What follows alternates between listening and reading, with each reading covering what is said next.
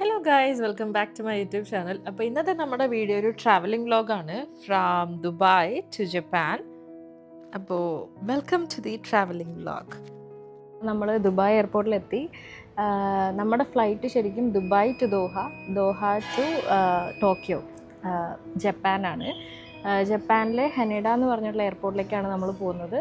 So എൻ്റെ first flight Dubai to Doha 5:20 ഇപ്പോൾ 4:20 ആയി. നമ്മുടെ ചെക്കിനും എല്ലാം കഴിഞ്ഞു, ബോർഡിങ്ങിന് വേണ്ടിയിട്ട് വെയിറ്റ് ചെയ്യാണ്. അപ്പോൾ നമുക്ക് എന്തായാലും ദോഹയിലെത്തിയിട്ട് കാണാം. നമ്മുടെ ഫ്ലൈറ്റ് ഉണ്ടായിരുന്നത് ഖത്തർ എയർവേസ് ആയിരുന്നു. നല്ലൊരു ഫ്ലൈറ്റ് ആയിരുന്നു കേട്ടോ.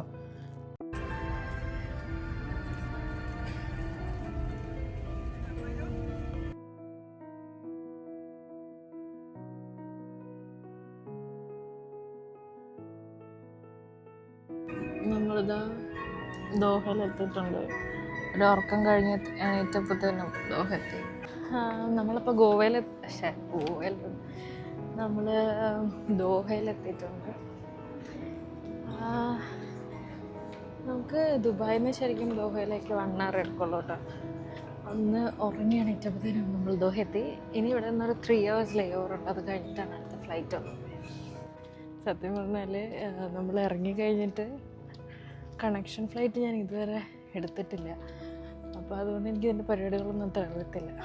അപ്പോൾ ഇറങ്ങിയിട്ട് എന്താണെന്നുള്ളതിനെക്കുറിച്ചൊന്നും ഒരു ഐഡിയ ഇല്ല. ഒരു ബോർഡ് നോക്കി അങ്ങ് നടക്കന്നെ, എവിടെയെങ്കിലുമൊക്കെ എത്തുമായിരിക്കും. ഫ്ലൈറ്റിൽ നിന്ന് നമുക്ക് ചെറുതായിട്ടൊരു ബ്രേക്ക്ഫാസ്റ്റ് കിട്ടിയിരുന്നു. അങ്ങനെ നമ്മൾ അടുത്ത ടെർമിനലിലേക്ക് പോവാണ്, നമ്മുടെ കണക്ഷൻ ഫ്ലൈറ്റ് എടുക്കുന്നത്. അപ്പോൾ നമ്മളിങ്ങനെ പോകുന്ന വഴിയിൽ ഇങ്ങനെ നല്ല ഭംഗിയുള്ള കുറേ ഡിസ്പ്ലേസ് കാണുന്നുണ്ടായിരുന്നു, വിച്ച് വാസ് വെരി ബ്യൂട്ടിഫുൾ. നമ്മൾ ഓൾറെഡി ബാഗ് എല്ലാം കൊടുത്തിട്ടുള്ളത് കൊണ്ട് ഫ്രീ ആയിട്ട് നടക്കാൻ പറ്റിയിരുന്നു. അത് നല്ലൊരു കാര്യമായിട്ട് തോന്നി. എൻ്റെ കയ്യിൽ ഹാൻഡ് ലഗേജ് ആയിട്ട് ഒത്തിരി ഒന്നും ഉണ്ടായിരുന്നില്ല. അപ്പോൾ ജസ്റ്റ് ഫ്ലൈറ്റിലേക്ക് വേണ്ട സാധനങ്ങൾ എടുത്തിട്ടുള്ള ജസ്റ്റ് ഒരു ഹാൻഡ് ബാഗ് മാത്രമേ ഉണ്ടായിരുന്നുള്ളൂ. അത്യാവശ്യം നടക്കാനുണ്ടായിരുന്നു. അങ്ങനെ നടന്ന് നമ്മളിതാ ഇവിടെ എത്തി. നമ്മളിപ്പോൾ ഉള്ളത് ഖത്തറിലെ എയർപോർട്ടിലാണ്. Such an amazing airport guys, അടിപൊളി എയർപോർട്ട്. ഈ ഒരു പെർട്ടിക്കുലർ സ്ഥലത്ത് എത്തിക്കഴിഞ്ഞപ്പോഴത്തേനും പിന്നെ നടക്കാനൊരു ഇൻട്രസ്റ്റ് ആയി. നല്ല ഭംഗിയുള്ള എയർപോർട്ടാണ്. അതിൻ്റെ ആ വാക്ക് വേ ഒക്കെ ഭയങ്കര ഇൻട്രസ്റ്റിംഗ് ആയിട്ട് തോന്നി. അപ്പോൾ ഞാൻ വിചാരിച്ചു അങ്ങനെയും നടക്കാം. അങ്ങനെ നമ്മൾ ഇവിടെ നിന്ന് നടന്നിട്ട് പോകുന്നത് നമ്മുടെ ലോഞ്ചിലേക്കാണ്. എന്തെങ്കിലും ഫുഡ് കഴിക്കണമായിരുന്നു. ഇതേ കൂടെ നടക്കുമ്പോൾ ഒരു എയർപോർട്ടിൻ്റെ ഉള്ളിലാണെന്നുള്ളൊരു ഫീലൊന്നും ഉണ്ടായിരുന്നില്ല. ഒരു കാട്ടിനുള്ളിൽ കൂടെ പോകുന്ന ഒരു ഫീലായിരുന്നു കേട്ടോ. ഇപ്പോൾ ഉള്ളത് ഇവിടെ എയർപോർട്ടിലാന്ന് പറഞ്ഞാൽ നിങ്ങൾ വിശ്വസിക്കുമോ? ഭയങ്കര ഭംഗിയുള്ളൊരു എയർപോർട്ട്. നല്ല രസമുണ്ട് ഇങ്ങനെ കാണാൻ വേണ്ടിയിട്ട്. ഇതിൻ്റെ താഴെയൊക്കെ ആൾക്കാരുണ്ട് കേട്ടോ. അവരൊക്കെ റെസ്റ്റ് ചെയ്യുന്നുണ്ട് അവിടെ ഇവിടെയൊക്കെ ആയിട്ട്.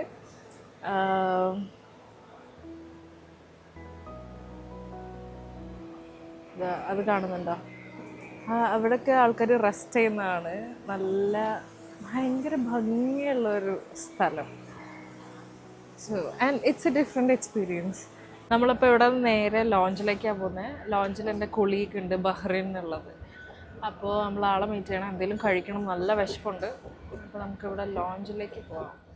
അങ്ങനെ നമ്മൾ ലോഞ്ചിൽ പോയിട്ട് അവിടെ നിന്ന് കുറച്ച് ഫുഡൊക്കെ കഴിച്ച് കുറച്ച് നേരം റെസ്റ്റ് ചെയ്തിട്ട് നമ്മുടെ അടുത്ത ടെർമിനലിലേക്ക് പോവാം. ബോർഡിങ് സ്റ്റാർട്ട് ചെയ്യാൻ വേണ്ടിയിട്ട് ഒരു 1/2 hour എളുപ്പം അങ്ങ് പോയി. ഹെനഡയിലേക്കുള്ള ബോർഡിങ് സ്റ്റാർട്ട് ചെയ്തിട്ടുണ്ട്. നമ്മൾ വെയിറ്റിങ്ങിലാണ്. ഇനി ഒരു 9 hour 45 minutes ഒരു ലോങ് ഫ്ലൈറ്റാണ്. നമുക്ക് എന്തായാലും ഫ്ലൈറ്റിൽ കയറിയിട്ട് കാണാം. നമ്മുടെ ഫ്ലൈറ്റ് ജപ്പാൻ എയർലൈൻസ് ആയിരുന്നു. നല്ലൊരു ഫ്ലൈറ്റ് ആയിരുന്നു കേട്ടോ. നല്ലൊരു ഹോസ്പിറ്റാലിറ്റിയും നല്ല ആൾക്കാരൊക്കെ ഉള്ള നല്ലൊരു ഫ്ലൈറ്റായിരുന്നു. നമ്മളിപ്പോൾ ഫ്ലൈറ്റിൽ കയറുമ്പോൾ നമുക്ക് അവിടെ ഒരു ബ്ലാങ്കറ്റും പിന്നെ ഒരു പില്ലോയും വെച്ചിട്ടുണ്ടായിരുന്നു. അപ്പോൾ നിങ്ങൾക്ക് ഈ നെക്ക് പില്ലോ ഒന്നും കൊണ്ടുപോയില്ലെങ്കിലും ഓക്കെയാണ്, കുഴപ്പമൊന്നുമില്ല. അങ്ങനെ നമ്മളൊന്ന് കയറി സെറ്റായി ഫ്ലൈറ്റ് സ്റ്റാർട്ട് ചെയ്തു. കുറച്ച് കഴിഞ്ഞപ്പോൾ തന്നെ നമുക്ക് വെൽക്കം ഡ്രിങ്ക്, ഒരു ചെറിയ സ്നാക്സൊക്കെ കൊണ്ടുവന്ന് തന്നു. അത് കഴിഞ്ഞപ്പോൾ നമുക്ക് ബ്രേക്ക്ഫാസ്റ്റ് മെനു കൊണ്ട് തന്നു. അങ്ങനെ നമുക്ക് ബ്രേക്ക്ഫാസ്റ്റ് കിട്ടി.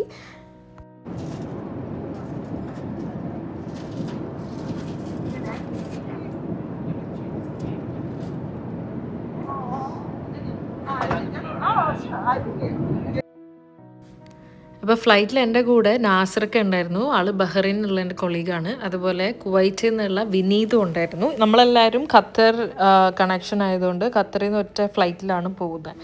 അത് കാരണം അത്ര കുഴപ്പമുണ്ടായിരുന്നില്ല. കുറച്ച് സംസാരിക്കാൻ ആളുണ്ടായിരുന്നു. നമ്മളിങ്ങനെ സംസാരിച്ചിട്ടൊക്കെ കുറച്ച് നേരം ഇരുന്നു.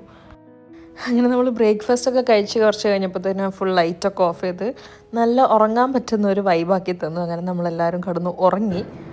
നമ്മളിവിടെ ഫ്ലൈറ്റ് കയറിയ പിന്നെ നമ്മൾ കയറി നമുക്ക് രാവിലെ ഒരു കോഫി കിട്ടില്ലേ, കോഫി അല്ല, നമുക്ക് ജ്യൂസും പിന്നെ കുറച്ച് സ്നാക്സ് പോലത്തെ സാധനം കിട്ടി. കുറച്ച് കഴിഞ്ഞപ്പോൾ നമുക്ക് പിന്നെ നമ്മുടെ ബ്രേക്ക്ഫാസ്റ്റ് കിട്ടി. അത് കഴിഞ്ഞ് ലൈറ്റൊക്കെ ഓഫ് ചെയ്ത് നമ്മൾ കിടന്നു. അതെ, ബ്രേക്ക്ഫാസ്റ്റ് ആണോ ലഞ്ചാണോ അറിയില്ല, നല്ല ഹെവി ആയിരുന്നു. അതിനുശേഷം നമ്മൾ ലൈറ്റൊക്കെ ഓഫ് ചെയ്ത് ഫുൾ കിടന്ന് ഉറങ്ങി. അതിനുശേഷം എണീറ്റതിന് ശേഷം നമുക്ക് നല്ല ടിഷൊക്കെ കൊണ്ടുവന്ന് ബെഡ് വൈബ്സ് ഒക്കെ തന്ന് നമ്മൾ ഫുൾ ഫ്രഷായി. ഇപ്പോൾ അടുത്ത ഫുഡ് സെർവ് ചെയ്യുന്നുണ്ട്. നല്ല സുഖമുള്ള യാത്ര അല്ലേ?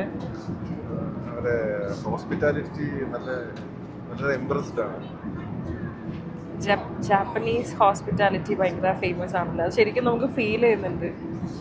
നമുക്ക് എന്തായാലും അവിടെ എത്തിയിട്ട് കാണാം. വളരെ ഹോസ്പിറ്റാലിറ്റി ചെയ്യുന്ന അല്ലെങ്കിൽ അത്ര മനോഹരമായിട്ടുള്ള എയർപോർട്ട്സിലുള്ള ഒരു ഫ്ലൈറ്റ് ഞാൻ എൻ്റെ ജീവിതത്തിൽ ആദ്യമായിട്ട് കാണുന്നത്. അത് കഴിഞ്ഞപ്പോൾ തന്നെ നമുക്ക് നമ്മുടെ അടുത്ത ഫുഡ് വന്നു. അങ്ങനെ ആ ഫുഡും കഴിച്ചിട്ട് പിന്നെ ഇങ്ങനെ വെറുതെ ഇരിക്കുകയായിരുന്നു. കാരണം നമുക്ക് അതിനകത്ത് കൂടുതലൊന്നും ചെയ്യാനില്ലല്ലോ. അങ്ങനെ ഫുഡ് കഴിക്കുന്നു, ഇരിക്കുന്നു. അതന്നെ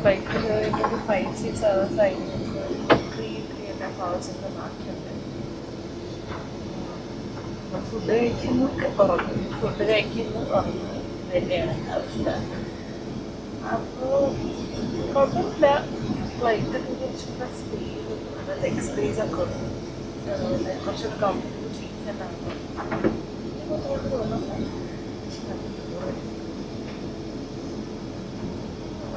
3.5 hours അവിടെ എത്തുമായിരിക്കും. അവിടെ ചെന്നിട്ട് അങ്ങനെ നീണ്ട 9 മണിക്കൂറത്തെ യാത്രയ്ക്ക് ശേഷം നമ്മൾ ടോക്കിയോയിൽ ലാൻഡ് ചെയ്യാറായിട്ടുണ്ട്. അങ്ങനെ ലാൻഡ് ചെയ്യാറാകുമ്പോഴത്തേനും നമുക്കിങ്ങനത്തെ 2 പേപ്പർ കൊണ്ടുതരും. ഇത് നമ്മൾ ഫില്ല് ചെയ്യണം. ഇമിഗ്രേഷൻ്റെ ടൈമിൽ അവരിത് ചോദിക്കും. നമ്മൾ സ്റ്റേ ചെയ്യുന്ന ഹോട്ടൽ ഡീറ്റെയിൽസും നമ്മുടെ ബാഗേജ് ക്ലെയിം ചെയ്യാനുള്ളൊരു പേപ്പറുമാണ് ഇത്. ജപ്പാനിൽ എത്തിയിരിക്കുകയാണ്, ലാൻഡ് ചെയ്തു. ഇനി ഇമിഗ്രേഷൻ കുറച്ച് പരിപാടികളൊക്കെ ഉണ്ട്, അതൊക്കെ കഴിഞ്ഞിട്ട് കാണാം. അപ്പോൾ ഇതാണ് നമ്മുടെ ഫുൾ ടീം. കുവൈറ്റിൽ നിന്നുള്ള 2 പേരുണ്ടായിരുന്നു, ജേക്കബ് അങ്കിളും പിന്നെ വിനീതും. പിന്നെ ബഹ്റിനിൽ നിന്ന് നാസർക്ക, പിന്നെ ദുബായിൽ നിന്ന് ഞാനുമാണ് ഉണ്ടായിരുന്നത്. ചെന്നിറങ്ങുമ്പോൾ അപ്പോൾ നമ്മളെല്ലാവരും ഒരുമിച്ചുള്ളതുകൊണ്ട് കുറച്ചും കൂടി ഈസി ആയിരുന്നു. അവിടെ നിന്ന് ഹോട്ടലിലേക്ക് പോകാനാണെങ്കിൽ നമ്മളെല്ലാവരും കൂടെ ഒരുമിച്ചാണ് പോയത്. അപ്പോൾ അവിടെ എയർപോർട്ട് ടാക്സി കിട്ടുന്ന ഒരു സ്ഥലമുണ്ട്. അങ്ങനെ നമ്മളവിടെ ക്യൂ നിൽക്കുമ്പോൾ നമുക്ക് അവരോരോ ടാക്സീസ് അസൈൻ ചെയ്ത് തരും. അങ്ങനെ ഇതാണ് നമ്മുടെ ടാക്സി. നമ്മളങ്ങനെ 2 ടാക്സി എടുത്തിട്ട് നമ്മൾ നമ്മുടെ ഹോട്ടലിലേക്ക് പോവാണ്. നമ്മളങ്ങനെ ടാക്സി എടുത്തിട്ട് നമ്മൾ ഹോട്ടലിലേക്ക് പോവാണ്. ഒരു ലോങ് ഫ്ലൈറ്റ് കഴിഞ്ഞതിൻ്റെ ക്ഷീണമൊക്കെ എല്ലാവരുടെ മുഖത്തും ഉണ്ടായിരുന്നു. എങ്ങനെയെങ്കിലും ഒന്ന് കിടന്നാൽ മതി എന്നായിരുന്നു. ബിക്കോസ് നമ്മളവിടെ എത്തിയപ്പോഴത്തേനും അവിടുത്തെ ഒരു 4 മണി ഒക്കെ ആയിട്ടുണ്ട്. അപ്പോൾ എല്ലാവരും നല്ല ടയേർഡായിട്ടാണ് ഇരിക്കുന്നത്. ഇവരുടെയൊക്കെ ഫേസ് കണ്ടാൽ നിങ്ങൾക്ക് മനസ്സിലാവും. സോ നമ്മളങ്ങനെ ഹോട്ടലിലെത്തിയപ്പോഴാണ് ചെറിയൊരു പണി കിട്ടിയത് മനസ്സിലായത്. കാരണം നമ്മളെത്തിയത് വേറൊരു ഹോട്ടലിലാണ്. സെയിം നെയിമുള്ള 2 ഹോട്ടൽസ് ഉണ്ടായിരുന്നു. അപ്പോൾ നമ്മൾ ചെറുതായിട്ടൊന്ന് ഹോട്ടൽ മാറിപ്പോയി. പക്ഷേ നമ്മുടെ ഡ്രൈവർ ഭയങ്കര ഹെൽപ്ഫുള്ളായിരുന്നു. അവരുടെ അടുത്ത് സംസാരിച്ചു. കാരണം ഇവർക്ക് ജാപ്പനീസ് മാത്രമേ അറിയുള്ളൂ. അപ്പോൾ നമുക്ക് സംസാരിക്കാൻ പറ്റില്ല. അങ്ങനെ ഫുൾ സംസാരിച്ച് സെറ്റാക്കി നമ്മൾ ഉള്ളിലെ റിസപ്ഷനിലേക്ക് എത്തിച്ചു. ഫൈനലി നമ്മൾ ഹോട്ടലിൽ ചെക്ക് ഇൻ ചെയ്തതിന് ശേഷം നമുക്ക് ഓരോരോ റൂം തന്നു. ഇവിടെ കമ്മ്യൂണിക്കേറ്റ് ചെയ്യാൻ ഭയങ്കര പാടായിരുന്നു. കാരണം നമുക്ക് ജാപ്പനീസ് അറിയാത്തത് കൊണ്ടും അവർക്ക് ഇംഗ്ലീഷ് അറിയാത്തത് കൊണ്ടും കുറേ പാടുപെട്ടു. ഗൂഗിൾ ട്രാൻസ്ലേറ്റർ എല്ലാം വെച്ചിട്ടാണ് നമ്മളൊന്ന് മാനേജ് ചെയ്തത്. ഒരു അരമണിക്കൂർ ആക്ഷൻസൊക്കെ കാണിച്ച് എങ്ങനെയൊക്കെയോ പറഞ്ഞിട്ടാണ് സെറ്റ് ചെയ്തത്. അങ്ങനെ ഫൈനലി നമ്മൾ റൂമിലെത്തി. റൂം എനിക്കൊരു ഏകദേശം ഐഡിയ ഉണ്ടായിരുന്നു എങ്ങനെയാവും എന്നുള്ളത്. കാരണം ഞാൻ കുറേ വീഡിയോസൊക്കെ കണ്ടിരുന്നു. അങ്ങനെ റൂമിൽ കയറി കഴിഞ്ഞപ്പോൾ എക്സാക്ട്ലി ഓൾമോസ്റ്റ് സെയിം ആയിരുന്നു. കാരണം ഇവിടുത്തെ റൂംസ് എല്ലാം ഭയങ്കര ചെറിയ റൂംസാണ്. ഒരു 1 പേഴ്സണിന് ഇത് ഓക്കെയാണ്. പക്ഷേ സ്റ്റിൽ നമ്മുടെ ബാഗൊക്കെ വെച്ച് കഴിഞ്ഞാൽ പിന്നെ അവിടെ നടക്കാൻ പോലും സ്ഥലം ഉണ്ടായിരുന്നില്ല. നിങ്ങൾക്കിത് കാണുമ്പോൾ മനസ്സിലാവും. ഭയങ്കര ഓൾഡ് ഫാഷനിലുള്ള ഒരു റൂമാണ്. പ്രത്യേകിച്ച് നമ്മൾ ദുബായിൽ നിന്നൊക്കെ ചെല്ലുമ്പോൾ ആ ഒരു ഡിഫറൻസ് ശരിക്കും മനസ്സിലാവുന്നുണ്ടായിരുന്നു. പിന്നെ വാഷ്റൂം, ഒരു കുഞ്ഞു വാഷ്റൂമാണ്. ഒരാൾക്ക് കഷ്ടിച്ച് നിൽക്കാൻ പറ്റുന്ന ഒരു വാഷ്റൂമാണ്. വരുന്നവരുടെ പ്രത്യേകം ശ്രദ്ധിക്കുക. ഇവിടെ ഈ പിന്നാണ്. ഞാൻ ഇതുപോലത്തെ ഒരു ട്രാവൽ അഡാപ്റ്റർ മേടിച്ചിട്ടുണ്ടായിരുന്നു. അപ്പോൾ ഇതിൽ നമുക്ക് ഏത് വേണമെങ്കിലും സെറ്റ് ചെയ്യാൻ പറ്റും. ഓക്കെ, എല്ലാം ഉണ്ട്.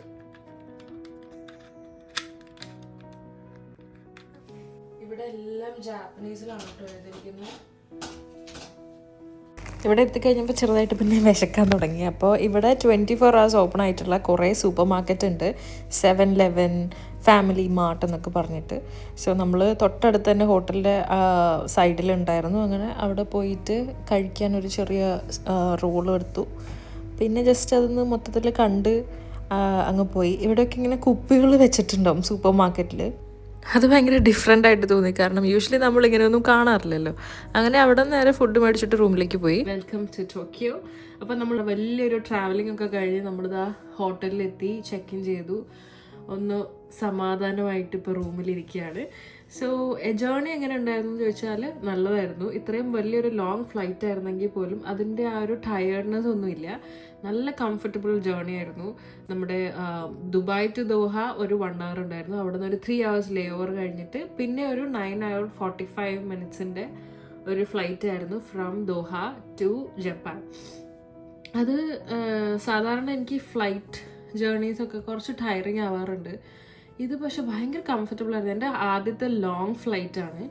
പക്ഷെ ഞാൻ വിചാരിച്ച് കുറച്ച് ഹെക്റ്റിക് ആവുന്നു, പക്ഷെ അങ്ങനെ ഒന്നും ഉണ്ടായില്ല. നല്ല കാല് വെക്കാനാണെങ്കിലും നല്ല സ്പേസ് ഉണ്ടായിരുന്നു. അതുപോലെ നല്ല കംഫർട്ടബിൾ സീറ്റിംഗ് ആയിരുന്നു. പിന്നെ പറയാതിരിക്കാൻ പറ്റാത്ത ഒന്നാണ് ഇവരുടെ ഹോസ്പിറ്റാലിറ്റി. ജപ്പാൻ എയർലൈൻസിലെ നമ്മുടെ എയർ ഹോസ്റ്റസിൻ്റെ ആ ഒരു ഹോസ്പിറ്റാലിറ്റി എന്ന് പറഞ്ഞു കഴിഞ്ഞാൽ അമേസിങ് ആയിരുന്നു, അടിപൊളിയായിരുന്നു. ഇത്രയും പ്ലസൻ്റ് ആയിട്ട് എല്ലാ കാര്യങ്ങളും നമുക്കിങ്ങനെ ചെയ്ത് പറഞ്ഞു തരുന്ന ഒരു ഇത്ര അടിപൊളിയായിട്ട് നിൽക്കുന്ന ഒരു എയർ ഹോസ്റ്റസിന് ഞാൻ ഇതിനു മുന്നേ കണ്ടിട്ടില്ല. അടിപൊളിയായിരുന്നു. പിന്നെ വേറൊരു കാര്യം എന്ന് പറഞ്ഞാൽ ഇവിടെ വന്നു കഴിഞ്ഞപ്പോൾ നമുക്ക് ചെറിയൊരു പണി കിട്ടിയത്, ഇവിടെയുള്ള കൂടുതൽ ആൾക്കാർക്കും ഇംഗ്ലീഷ് അറിഞ്ഞൂടാ, നമുക്കാണെങ്കിൽ ജാപ്പനീസും അറിയില്ല. അപ്പോൾ ആ കമ്മ്യൂണിക്കേഷൻ്റെ ഒരു പ്രശ്നം നമ്മൾ ഫേസ് ചെയ്തിരുന്നു.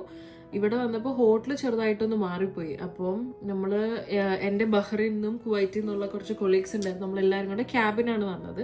അപ്പോൾ ക്യാബ് നമ്മൾ എയർപോർട്ട് ക്യാബ് തന്നെ എടുത്തു. അങ്ങനെ ഇവിടെ ഹോട്ടൽ പറഞ്ഞു കൊടുത്തു. ഹോട്ടൽ ഇവിടെ എത്തിക്കഴിഞ്ഞപ്പോൾ ഇവിടെ എങ്ങനെയാണെന്ന് വെച്ചാൽ നമുക്ക് ഡയറക്റ്റ് ഹോട്ടലിലേക്ക് കയറി പോകാൻ പറ്റില്ല, ഡയറക്റ്റ് ഹോട്ടൽ റിസപ്ഷനിലേക്ക് പോകാൻ പറ്റില്ല.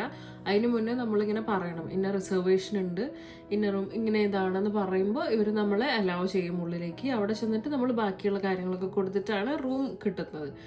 അപ്പോൾ ഇങ്ങനെ പറയണമെങ്കിൽ നമുക്ക് ജാപ്പനീസ് അറിയാത്തത് കൊണ്ട് അതൊരു പ്രശ്നമായിരുന്നു. അപ്പോൾ ഈ ക്യാബ് ഡ്രൈവേഴ്സ് തന്നെ ഇറങ്ങി വന്നിട്ട് അവർ തന്നെ സംസാരിച്ചു.